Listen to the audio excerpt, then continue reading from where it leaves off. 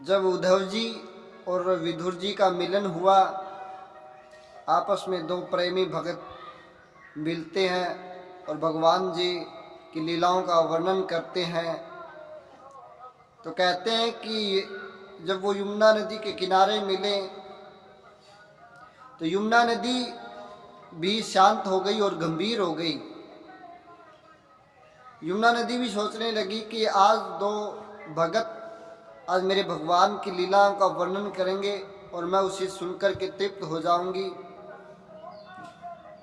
तो यमुना नदी भी बहुत शांत और गंभीर हो गई उन दोनों की बातों को सुनने के लिए।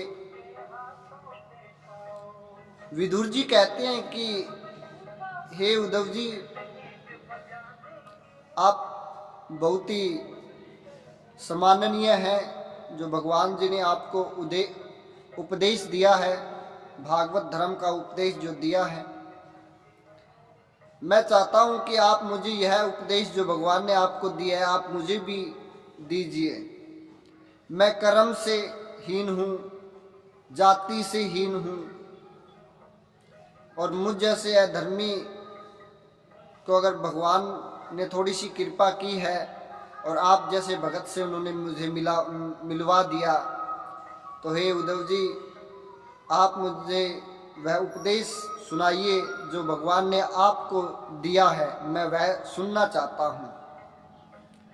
कहते हैं कि उद्धव जी ने उत्तर दिया कि हे विदुर जी, आप कोई साधारण मानव नहीं है। आप जब भगवान जी मनुष्य को अपना मान लेते हैं तो वह साधारण नहीं होते। अनेकों जन्मों की भक्ति इकट्ठी होती है तब जाकर के एक जन्म में भगत भगवान से मिल सकता है और उन जन्मों की भक्ति को मिलाकर के वह उस जन्म में भगवान को इतना याद करता है और इतनी उसके नाम की जप तप करता है, उसके प्रेम में पागल हो जाता है, तब जाकर के भगवान प्राप्त होते हैं। तो हे विदुर जी, आप साधारण मानव नहीं हैं और आप हर चीज से समृद्ध हैं। जब भागवत धर्म का उपदेश मुझे भगवान ने दिया तो भगवान ने किसी को भी याद न किया, न सत्यभामा को, न रुक्मिणी को, न देवकी को, न वसुदेव को। उन्होंने उस उपदेश के दौरान विदुर जी आपको 3 बार याद किया और कहा कि जो विदुर जी के यहाँ मैंने भाजी खाई थी वो आज तक उसका स्वाद मैं भूला ही नहीं हूँ। तो आप साधारण नहीं हैं। जिसे भगवान अपना मान लेते हैं वह मनुष्य कभी भी साधारण नहीं हो सकता। जो मनुष्य कहता है कि मैं भगवान जी आपका हूँ, कहीं मंदिर में जाकर के, कहीं धार्मिक जगह में जाकर के वो कहता है कि मैं ईश्वर आपका हो चुका हूँ, मैं आपका बन गया हूँ, आप मेरे हैं, हे भगवान मैं आपका हूँ।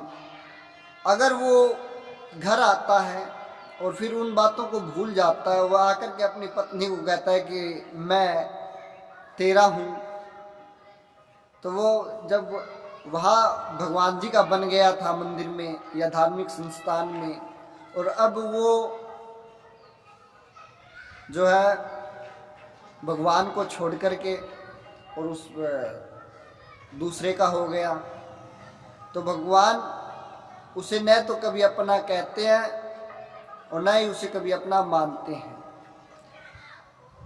जो भगवान को अपना सब कुछ अर्पण कर देता है और जो भगवान को कहता है कि मैं तेरा ही हूँ और ये भगवान मैं आपका ही रहूँगा, और जिसे भगवान अपना कह देते हैं वो कभी बिगाना नहीं होता, उसका बेड़ा पार हो जाता है, उसका बेड़ा पार हो जाता है। जो मनुष्य भगवान को साधारण रूप से बताता हूँ कि जो मनुष्य भगवान को कहता है कि मैं तेरा हूँ, और वो कहीं और दूसरी जगह जाकर के कह देता है कि मैं नहीं यार तुम्हारा हूँ, तो वो वहाँ पर भगवान जी उसे अपने स्वरूप के दर्शन नहीं करवाते, और नहीं भगवान जी उन्हें कहते हैं कि तुम मेरा है। भगवान को प्राप्त करने के लिए मनुष्य को अपना जीवन, अपना सर्वस्व भगवान को अर्पण करेगा, तभी जाकर के भगवान उसे अपना मानेंगे। और भगवान ने तब मनुष्य को अपना मान लिया तो वह भगवान का सबसे बड़ा भक्त हो जाता है, और उसका बेड़ा पार भगवान जी स्वयं करते हैं। तो इसी प्रकार हे विदुर जी, आप कोई साधारण व्यक्ति नहीं है। जब उस समय मुझे भागवत धर्म का उपदेश दिया तो मैत्रेय ऋषि वहां पर बैठे हुए थे,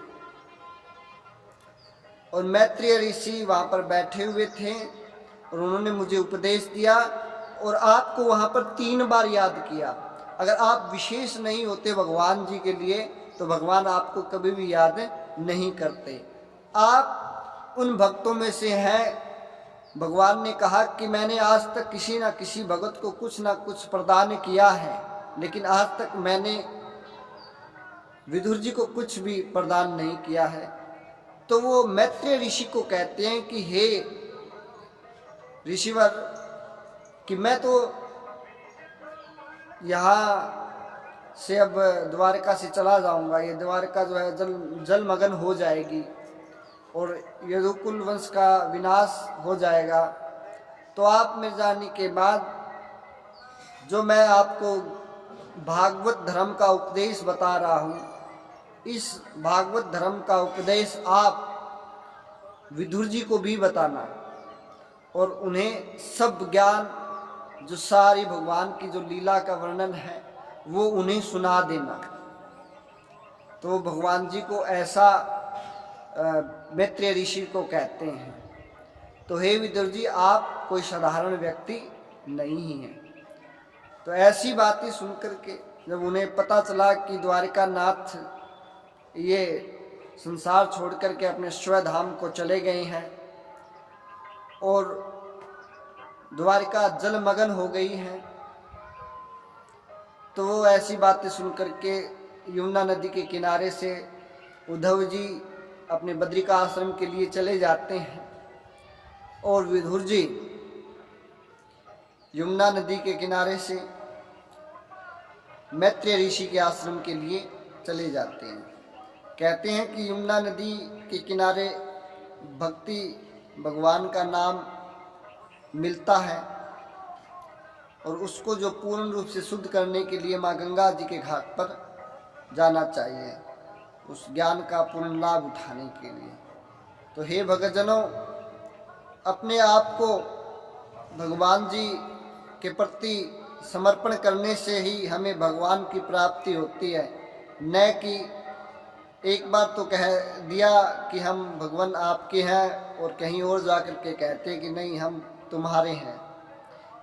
तो इसलिए मैं कहता हूँ कि भगवान के प्रति अपने श्रद्धा निष्ठा होनी चाहिए, दीन दया होनी चाहिए, किसी के प्रति विनम्र होना चाहिए। अगर आप किसी के प्रति विनम्र होगे, दीन बनोगे और अपनी आँखों से भगवान श्री कृष्ण के दर्शन करोगे,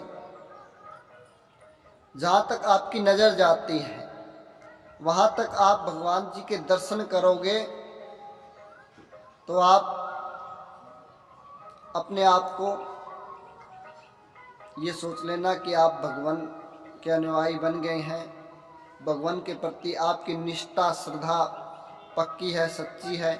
भगवान आपको ये अवश्य कहेंगे कि तू मेरा है, और जब भगवान जी ये कह देते हैं कि तू मेरा है, तो फिर उसे किसी भी चीज़ की आवश्यकता नहीं होती, और उसका बेड़ा स्वयं भगवान जी पार करते हैं। बोली श्रीमन नारायण भगवान की जय हो।